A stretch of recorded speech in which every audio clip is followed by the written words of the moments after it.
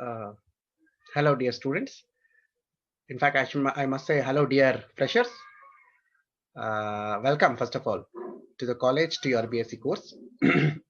and I must say that you have made the correct choice of choosing an institution for your BSc degree, University College of Science, Tumkur University.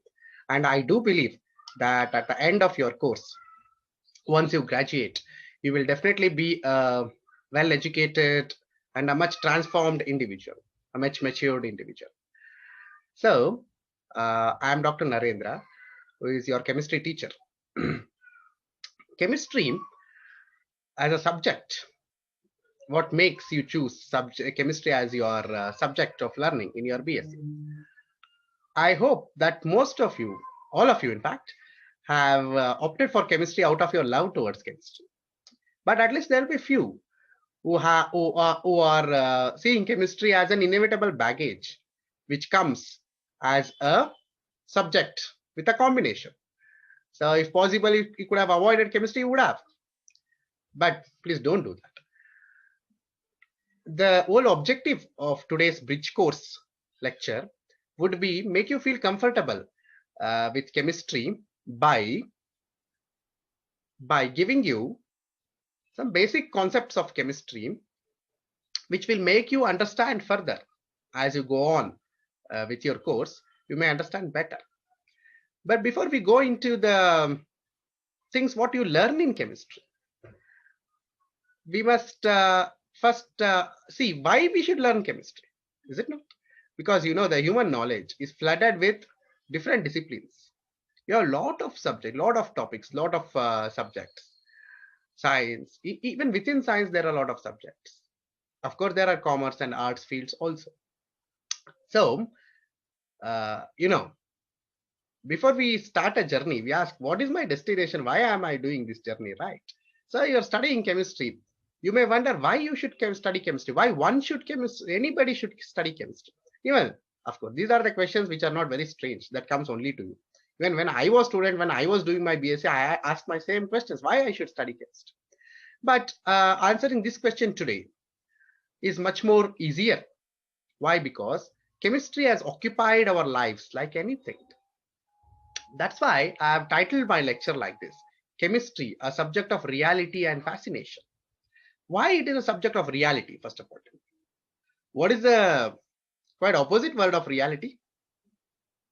I mean, maybe you have got used to this word a lot of much more than like you. Many would not have knew this word at all. The opposite of reality, virtuality, is it not? I think you know these virtual learnings, virtual meetings, all this pandemic lockdown time has made you sit at home and connect with the world virtually, is it not? So I'm telling chemistry is not a virtual subject so much, it is a real subject basically. And a subject which gives a lot of fascination. It's fascinating, it's fantastic, it's fascinating. I mean, when I make this statement, I will also give you evidence, stuff to substantiate, to justify my statement. First of all, why is it a subject of reality? See, when the chemistry was born, the modern chemistry was born. At least some of you may know the origins of chemistry, is it not? The origin of chemistry is traced more. Of course, there were theories of chemistry before, we have Indian ancient scientists like Kanada. Have you heard his name? Kanada? He is the one who developed the concept of Kana. Kana means a particle. So he was the one who theorized that the matter is made up of particles. That is what later Dalton's atomic postulates mean. Atom is composed of atoms. Anyways, though there were theories like that, but the chemistry, the modern chemistry, what we think of it, which is much more practical, was born in 17th century in the workplaces of people called alchemists. You know who are these alchemists? They were really mysterious people who stayed away from the main part of the town, built their own workplaces, and their objective of these alchemists were they wanted to turn anything or some metals, at least like metals like mercury, into gold. So a lot of chemistry was made by making solutions, by trying out different combinations to turn mercury into gold. These were called alchemists. So then chemistry was not so much accepted in the mainstream society. So they were kept away a bit. But since 17th century, after 17th century, the discoveries made apart in the alchemist's lab, along with the other discoveries, brought chemistry into the mainstream. But by the end of 18th century, chemistry was a well-established discipline, well accepted in the society. And today, when we stand and look back, chemistry is really a subject of reality, yeah? Because you study matter, which is really existing, is it not? That is not virtue, it is real. It is real. Matter is real. You take any example, it is made up of atoms, molecules, compounds. So chemistry is a subject of reality. And why is it a chemistry is a subject of fascination? Now, what do you mean by fascination?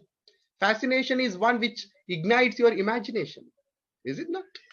I mean, even as you are looking at the color change in a titration, when something changes from colorless to pale pink, the phenolphthalein titration, we start imagining, why is this? Why the color change is happening?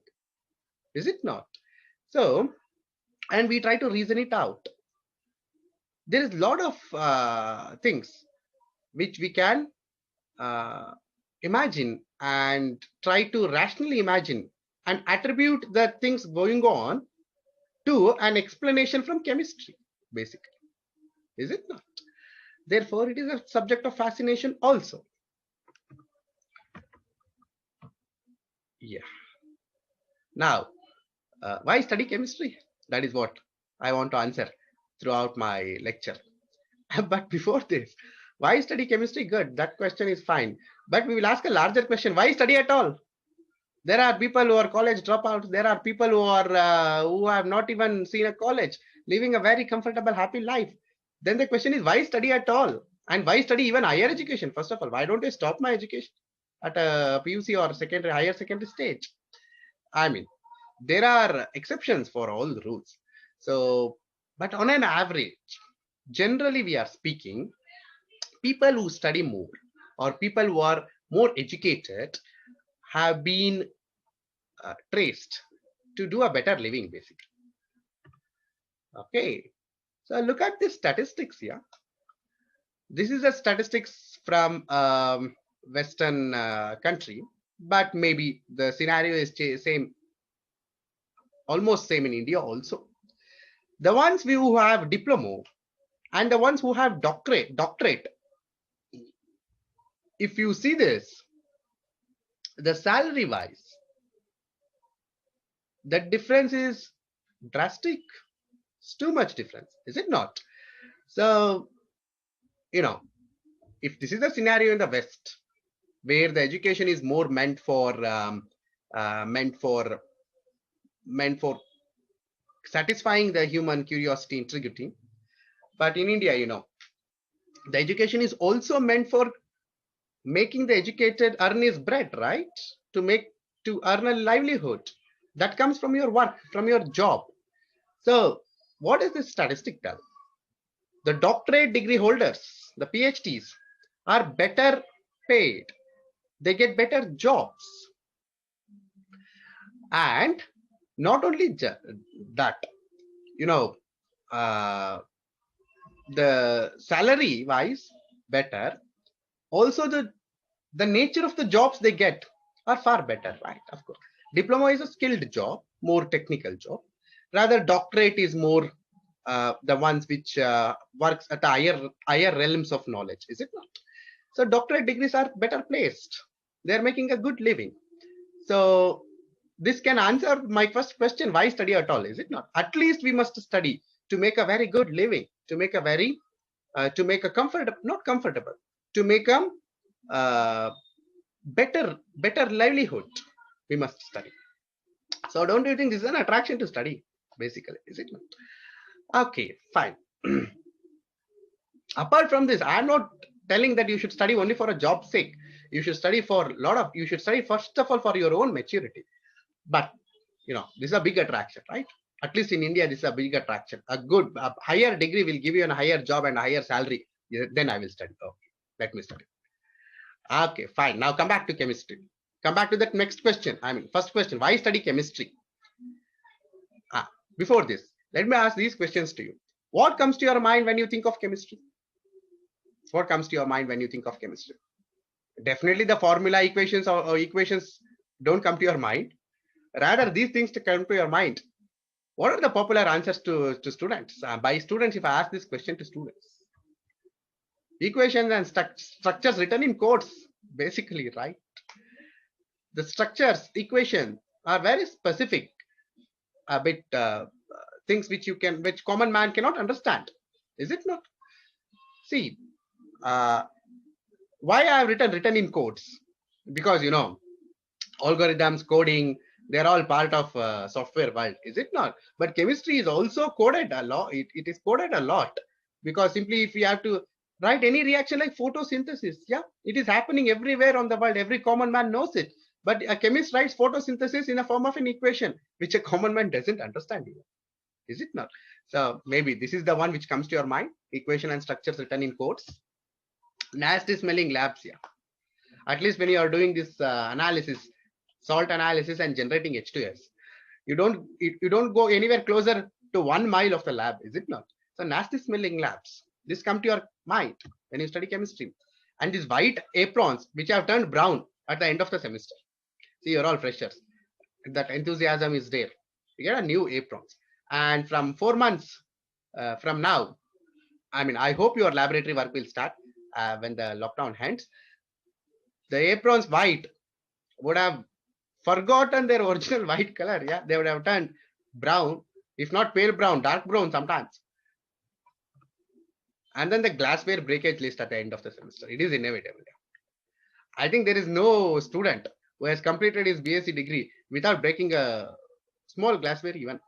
If he has not broken, if he holds the record of not breaking the glassware and completed the chemistry lab all 6 semesters, it only means that he has not done the experiments. Okay, so as you do the experiments, you break. Of course, these are all the answers that like students can give. But why hate chemistry? Many people hate chemistry, right? Because lots of information, there are lots of problems to do, lots of formulas to remember, lots of information to assimilate, endless one-way lectures. See, this endless one-way lectures is there in every subject, not just in chemistry. But anyways, lots of information to assimilate. Why this is very important point? Because these are the dreads of a chemistry. What do you mean by dreads of a chemistry class? Fears of chemistry class. You sit in a class and after 1 hour, as the teacher walks out, you try to remember and find yourself not remembering anything of that class, except remembering other things, like what you spoke to your friend, what did the last bench boy do. These things you remember well, I know. But apart from the subject wise, you may not remember anything. There's a lot of information to assimilate, and even the chemistry is very diverse. A lot of branches of chemistry is there. I will show in my future slides. The physical, the inorganic, the biochemistry, the organic chemistry, and nowadays the interdisciplinary chemistries are coming up, like green chemistry, nanochemistry, these things. So it is very diverse. I mean, as even a chemistry teacher, as chemistry teachers, we sometimes should feel a bit sympathetic to students. A lot of information they have to study. Okay, so these are all the things which may make chemistry unattractive to you. But the objective of my lecture is to remove these fears in you of the chemistry and make you at least a bit comfortable in chemistry than you were before. Okay, but these are all the assumptions. Actually, chemistry is more, and it is more enjoyable. Basically, if you try to enjoy it, is very enjoyable subject.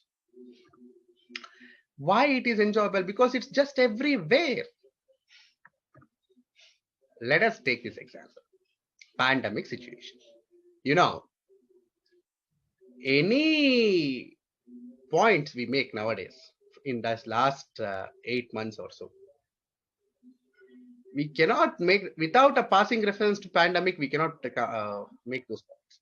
So let us see how chemistry and these pandemics are coexisting, and how chemistry is combating, how is chemistry is helping us to overcome the pandemic. You know, what are the simple measures recommended to stay safe from the COVID? First is hand wash, hand sanitization. So what are the products of hand wash and hand sanitization? Yeah, simple hand sanitizer is nothing but 70 to 90% ethanol. Of course, you can also include soap. In fact, washing hands with soap is better, effective, more effective than sterilizing your hands with ethanol. Therefore, hand sanitizers, it's everywhere now, basically. We have not thought of an hand sanitizer just 8 months before like it is on every table. It is in every room, hand sanitizers. Therefore, what are these hand sanitizers? Product of chemistry. Why am I giving this example? It is everywhere. Chemistry is everywhere. Now I must make this, I must also add a corollary to the statement. Chemistry is everywhere and it is with everyone. Is it not? It is with everyone. Hand sanitizer are there in the pockets. Maybe before you used to have a perfume, small pocket perfumes in your pockets. Now sanitizers are there in your pockets. Even perfume was also a product of chemistry. Okay, fine. Soap, of course, I have not mentioned there. Soap is again a product of surface. What about the surface disinfectants? Yeah? The spray they do to sanitize the classrooms, to sanitize the offices, sanitize the hospitals, buildings. They are not just being used now. They were in usage for since a long time. They are nothing but basically the different types of phenols. Your Dettol basically is a type of phenol. See, Dettol may be a mixture of lot of compounds, but the active ingredient there is a phenol. Or you can use even a simple bleaching powder as a surface disinfectant which contains chlorine. So chemistry is helping us to combat COVID. And you take the masks, of course. What are the three golden rules of avoiding COVID? One, hand hygiene, along with personal hygiene even, and then surface disinfection, of course. That is not the hand hygiene, personal care I am talking of. Hand hygiene, masks. Second one is mask, is it not? And what about how much of discussion is there about the masks? Just open the internet and type the masks. Flooded with information. Basically, the masks, the classification of masks into different category is one way made on the fiber used in the mask, along with the pore size of the masks. N95, what is the meaning of that N95? It all because of the pore size of the masks. So a bit of chemistry goes into the preparation of masks also. Choice of the fiber, whether it's a cotton one or a synthetic one, or maybe a hand one, such things. Masks, again, if not completely, at least partially a product of chemistry. So what is the last golden rule? Social distancing. Of course, no chemistry is involved in this social distancing, but there is chemistry involved still. What is that? When two people are very good to each other, in very good relationship, what do we tell? What is the phrase we use? They have good chemistry. Is it not? So everybody one should have good chemistry to be in good relationship. Now, the good chemistry should exist between husband and wife, should exist between friends, should exist between teachers, students, should exist between everyone. When the chemistry turns out bad, then the problems start. So you can have good chemistry with your friends, with your relatives, in spite of social distancing. Is it not? Okay. So remember, although social distancing is not having chemistry in it anyway, directly, indirectly, relationship wise, it has good chemistry. I ask you to maintain good chemistry. I request you to maintain good chemistry with your friends, relatives, although social distancing is there. Okay, fine. So that is what vaccine. That's the talk of the right. Every country, everyone is in need of the vaccine, a direct product of chemistry. Is it not? Hopefully, the COVID vaccine turns up in the beginning of the next year or the end of this year. Medicines, of course, traditionally, medicines are nothing but chemotherapies. Is it not? Even if you take a paracetamol, nothing but a product prepared in a lab. So chemotherapy, the modern definition of medicine is chemotherapy. Is it? Chemicals are used to treat medicine. So looking at this, what do you think now? Chemistry is so much, so much.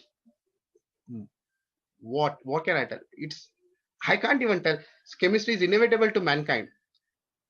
Mankind is existing as it is existing now with this quality standard of living because mankind has developed chemistry as a subject of a subject which is helping mankind a lot. Okay, fine. Now let us come back. This was the slide which I did not have in my previous bridge courses, the pandemic slide. But this year it has become very relevant. I want to make you understand the chemistry is fighting pandemic. Okay. Now, chemistry is everywhere, right? Chemistry is everywhere. Fine. Chemistry with everyone because I know I'm going and scientist.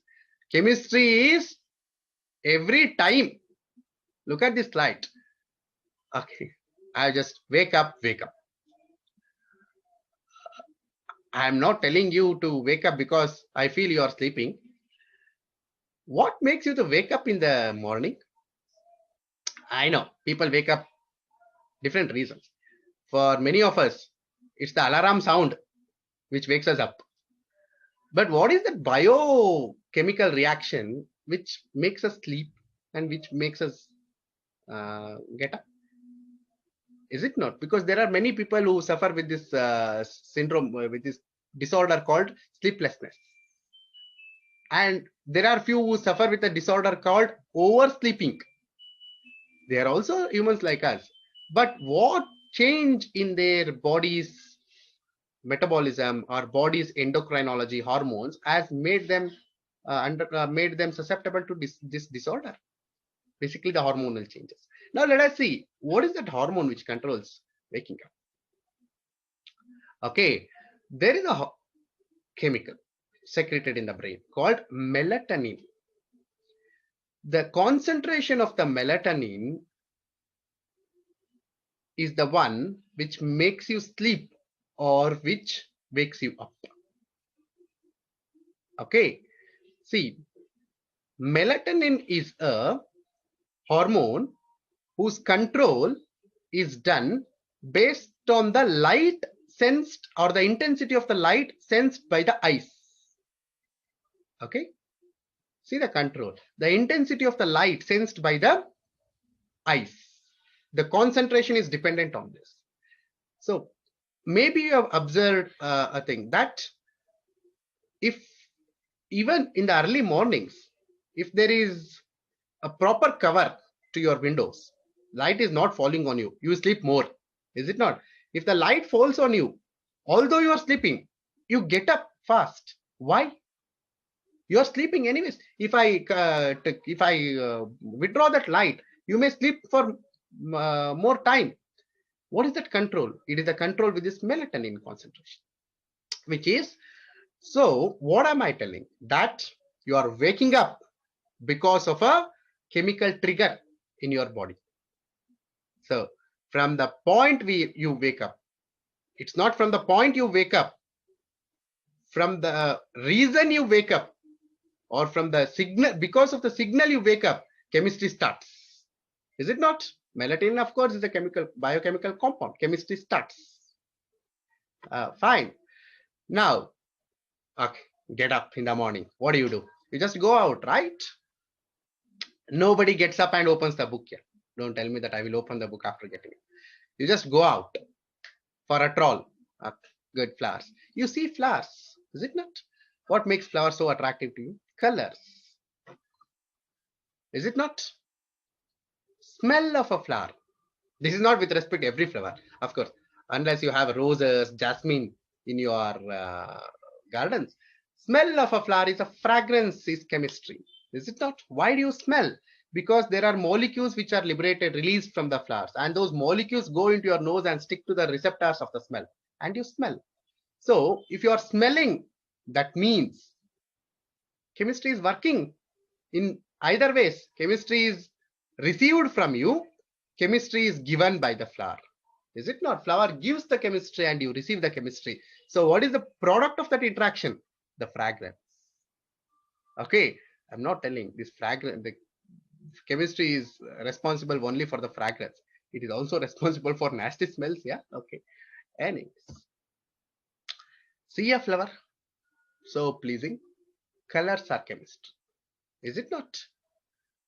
What are these colors? What origin of these colors in the nature? Of course, you can have synthetic colors also, but I am talking about colors of the natural world.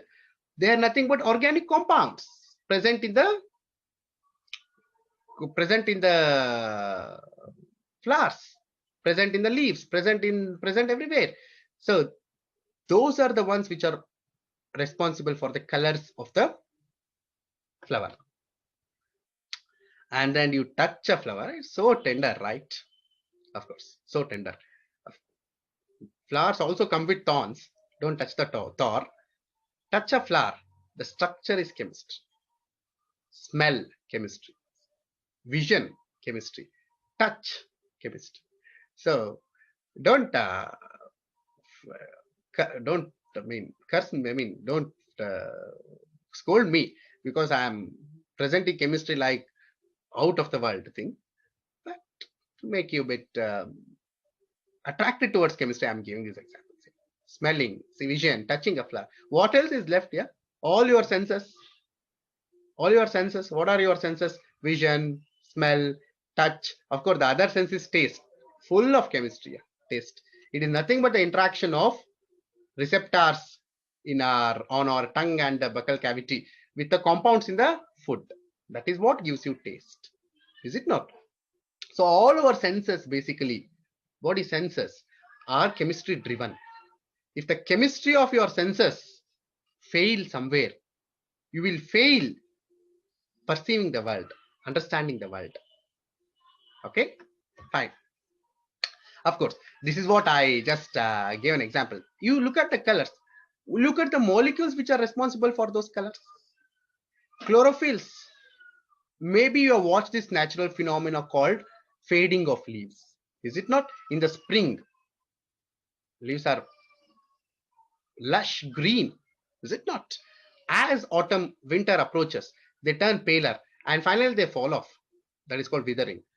But the same leaf, same plant, different season, different color. Why?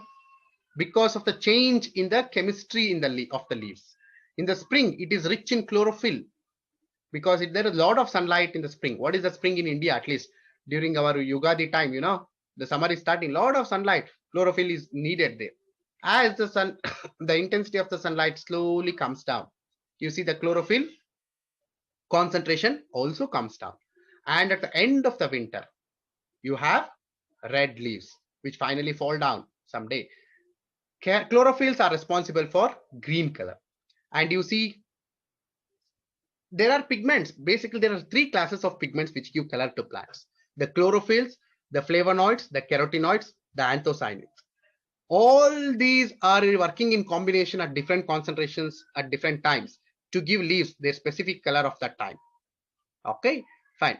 But what I want to appreciate, I want you to appreciate in this is the way the nature is exhibiting itself through the language of chemistry. That is what I want to do. The nature is speaking to you. It is exhibiting itself to us, which is the language it uses, language of chemistry. Now, that is what there is some saying in science. Why? Mathematics is the language of physics. Accepted, yeah? Physics. A lot of results of physics are based on strong mathematical background. Chemistry is the language of biology. Please remember this. If mathematics is the language of physics, chemistry is the language of biology. Chemistry is the language of nature, basically. You take any sort of communication in nature. You know how the animals get attracted to their mates, how the eggs gets fertilized, how the species of the same kind communicate with each other. It's basically by pheromones, hormones, release of chemicals. Is it not? So what you look at, you just observe the nature and try to find out the reason behind that phenomena. For example, I told you withering of leaves, color change in leaf. Google it out. All the answers you get are from chemistry. Why is it happening in nature? Okay, I will give you a small homework here. During the first rains, just as the monsoon is starting, first rains, you get that characteristic smell, right? ಅದೊಂದು ಮೊದಲ ಮಳೆ ಅಂತಾರಲ್ಲ, ಆ ಮೊದಲ ಮಳೆ ಟೈಮಲ್ಲಿ ಆ ಒಂದು ವಾಸನೆ ಬರುತ್ತಲ್ಲ.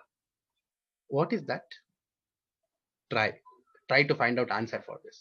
Okay, that is what I am telling. It is expressing, nature is expressing through chemistry.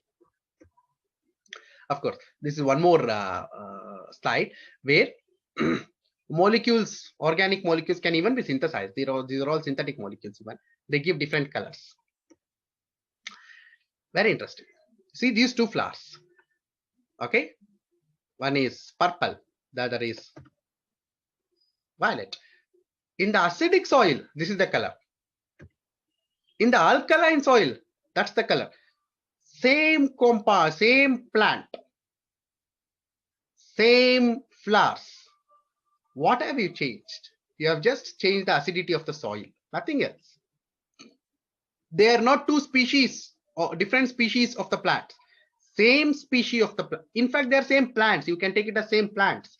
So acidic soil, they have one color. Alkaline soil, they have one color. So look at the way the change in the chemistry of the soil is changing the outlook of a plant, appearance of a plant. We call that phenotypes. Is it not the change in the soil as changing the phenotype of the soil, of the... Yeah. Now, finally, somebody may tell that I will not see, I will not touch anything. I mean, he's so much against chemistry. And I am telling, even if you see anything, there is chemistry. He may tell, I will not see, I will not touch anything, I will not smell, I will not taste anything. But, you know, there is a quotation. To think is to practice brain chemistry. Okay? To think is to practice brain chemistry. Thinking involves lot of chemicals to be synthesized in our brain. Memory involves, in fact, there is so much research behind how this memory works, how thinking, how consciousness, how cognitive skills, how the neuromotor activities. What is the chemistry going on behind these things? If you, although we tell that we are so much advanced in our understanding of nature, when it comes to brain, activity of brain, we have not even understood, maybe not even 0.1% of it, the brain's activity. We have not decoded the language of brain. So thinking is chemistry. Fine. Okay. So now these are the examples. Like, you know, chemistry has two phases, important phases. One is organic phase. The other is physical, inorganic phase. Organic colors we discussed. These are the inorganic colors. Blue color, copper sulfate. So there are inorganic salts which are colorful even.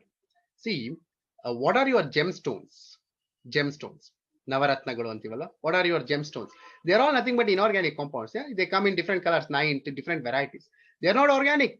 They are inorganic compounds. And what is the variation that gives different colors in your gemstones? It is the composition of the mineral of the gemstone. You know, a gemstone, you know, diamond, right? What is the color of the diamond? Colorless. So brilliant. I mean, brightest substance in the universe, diamond. But this diamond, rarely you get pink diamonds.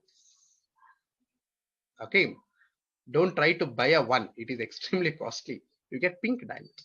I'm not talking about the synthetic diamonds, natural diamonds. There are also synthetic diamonds. Fine. Natural, rarely you get a natural pink diamond.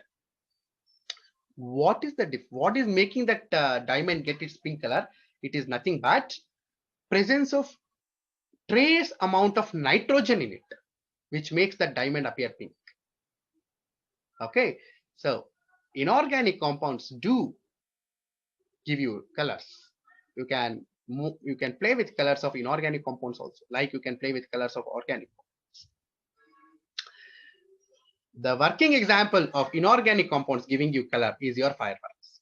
In another 15 days time, Deepavali is coming up. I don't know in this COVID time how you are going to celebrate Deepavali with the same grandeur, rigor. Are you going to celebrate Deepavali?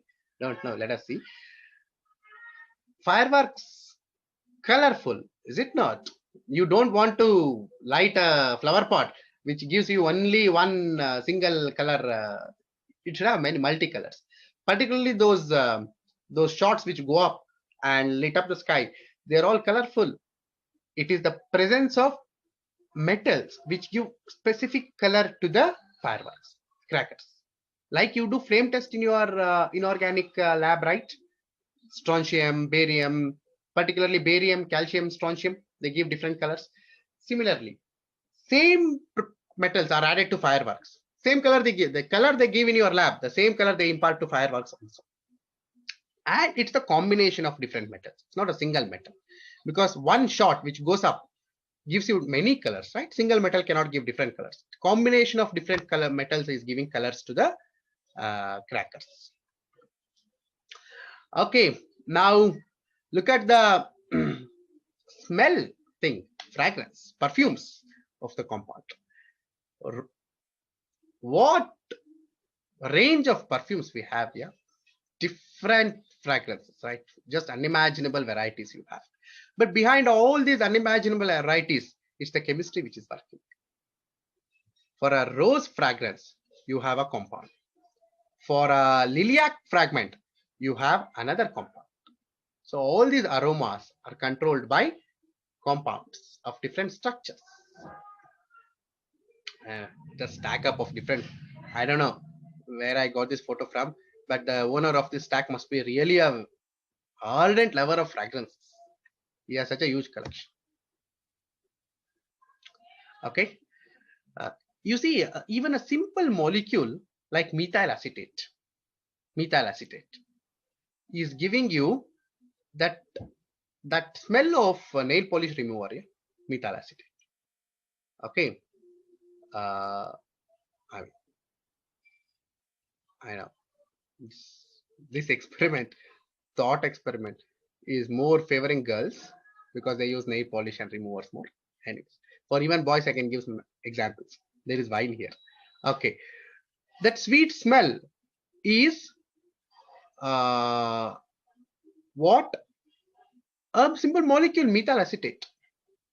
The fruity orange of banana, it is nothing but an ester formed from acetic acid and an alcohol, isoamyl acetate. These are the things. There is some dark side of a chemistry also. What is that? Fishy odor is because of amines, is it not? Trimethylamine is so nasty smelling, it gives fish odor. And you know, the diamine with the 1, 2, 3, 4 carbon atoms gives you a rotten flesh smell. Fragrances, chemistry. Bad odor, also chemistry.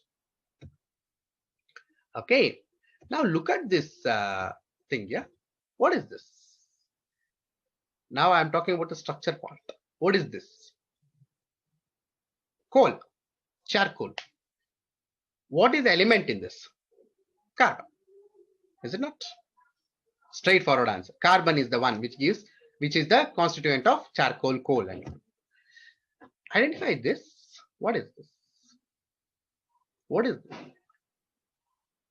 Yes, the crown of Queen Elizabeth, the queen who was once the queen of the world. Now is only the queen of UK. And why I am showing this? Because it contains, you know, Kohinoor, the diamond which was mined from India, which was the product of India. It somehow reached UK, and now is on the crown. Is on the crown of the queen. In fact, there are the main attraction which draws crowd, which draws visitor to the Buckingham Palace is the display of this crown, Kohinoor diamond. People throng like anything, stand in long queues to have a glimpse of this Kohinoor. But okay, fine. Now let us become a bit philosophical. How to connect charcoal, idlu, kallidlu, to Kohinoor diamond? What is the commonality between them? ಒಂದು charcoal ಒಂದು Kohinoor diamond ಏನಪ್ಪ ಕಾಮಿನಾಲಿಟಿ ಇರಕ್ ಸಾಧ್ಯ ಇದೆ? ಏನು 100% similarity ಇದೆ. What is that? Both are made up of carbon. Okay, if you burn coal you get carbon dioxide, if you burn diamond you get carbon dioxide. So chemically both are identical to us. As chemists we see both of them equal. So maybe if you tell your grandmother that the thing I learned in my college today is what? ಕಲ್ಲಿದ್ಲು ವಜ್ರ ಎರಡು ಒಂದೇ ಕಣಜ್ಜಿ ಅಂತಂದ್ರೆ ಏನ್ ಹೇಳ್ತಾರೆ ಅವ್ರು ನಿಮ್ಗೆ? First ಆ ಕಾಲೇಜ್ಗೆ ಹೋಗಿ ನಿಲ್ಸು ಅಂತಾರೆ. Is it not? Anyways, that was on a lighter note, but actually both are same. So what makes them different? Why is this charcoal and why is this diamond? It is the arrangement of carbon atoms. Simple. Arrangement of carbon atoms makes things different. So what I tell, that chemistry is everywhere. It's the chemistry which is, this is one more example. You take simple toothpaste. Wake up. Okay, wake up. And first thing you do is brush your teeth. Of course, this may be the second thing, because I told you first thing you do is go out for a stroll and look at the flowers. Second thing you do is brush your teeth. Paste. Paste is nothing but a huge mixture of different chemicals. Okay, from calcium carbonate to methyl salicylate, which gives you that pleasant what is that, menthol like smell feeling. That is what methyl salicylate. It's nothing but a recipe of different compounds. Paste. Okay, so this is the last piece of information which I give. You look at this structure. Yeah, it's a compound. It is palytoxin. And this is a venom, basically. Venom. Non-protein venom. Snakes' venoms, mostly they are all proteins, enzymes. But this is a non-protein venom, palytoxin. This was isolated from marine compounds as a secondary metabolite. Anyways, let us not worry too much about that. What you should focus your attention on this is the size of the molecule. It's huge. Isn't it huge? It's huge. It's okay. Nature makes such huge compounds. Fine. Nature has its own mechanism to make this huge compound.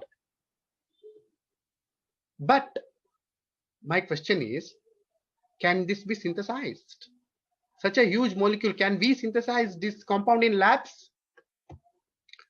Look at the molecular formula of it. See, 190, 129, H223, N3O54. Okay, this is the IUPAC name of that compound.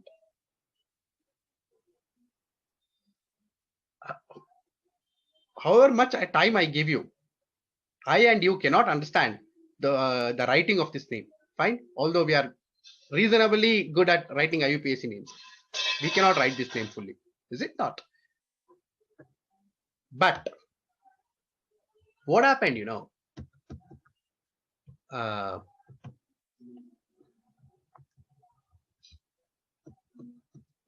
but okay, what happened, the palytoxin was synthesized by a Professor Kiso of Japan. He was the one who synthesized this compound first. A compound with such huge structure was synthesized in lab. Why? That is the advancement made in the chemistry. That is the power of chemistry. You can now able to, if not challenge nature, you can at least tell that I can make any compound the nature gives. That is the molecular associations. Anyway, this is a slide which I told you just to make you tell that molecules are fine, but when you are looking at a larger structure, it is the association of the molecules which is important.